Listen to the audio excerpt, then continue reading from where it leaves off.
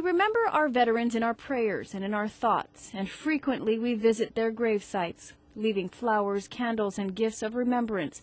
But the Veterans Cemetery in PD is cracking down on what people can leave on the lawn, choosing to enforce rules which would maintain the appearance of the park.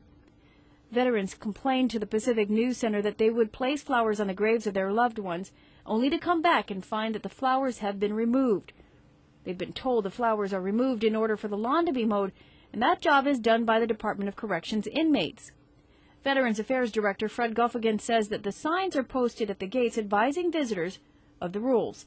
We're trying to enforce the rules. We wanted the cemetery to look like cemetery of the States, where it's nice and neat, but the only way to do that is we have to follow the rules. But Frank Uggan Jr., a former senator and member of the Guam National Guard, says this is an issue for veterans who want to honor their loved ones and for the families of veterans who want to do the same. It's a ridiculous situation when, in fact, you get people who serve our country and in some cases paid the ultimate sacrifice. And we're concerned about floral arrangements being placed at their gravesites. Why, you ask yourself the question, why are floral arrangements placed at gravesites? Specifically so that, in fact, we can honor and we can pay tribute to the individual that is buried in that location. He says many a veteran has complained to him about the situation, and he believes it's a big deal because that's how we honor our dead, by leaving flowers. When you look at it from that perspective, that comes as part of the overall maintenance of the veteran cemetery.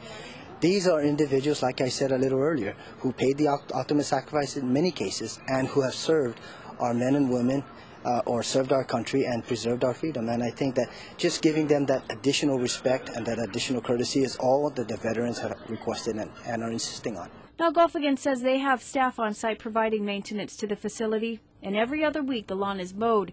He says people are told to remove their flowers before the lawn gets mowed, otherwise it'll be done for them, because it's too much trouble and it takes too much time to move the flowers as they are bush cutting. If you do that for one individual, you're going to have to do that for everybody else. And as you see, the size of the cemetery is about 18 acres. And there's close to about 3,000 laid to rest on ground burial. So to lift up and drop the bush cutter and get off the lawnmower to remove flowers and go over it and come back and place it, then, it's pretty tedious. And it'll probably take about 4 days to actually do a cutting.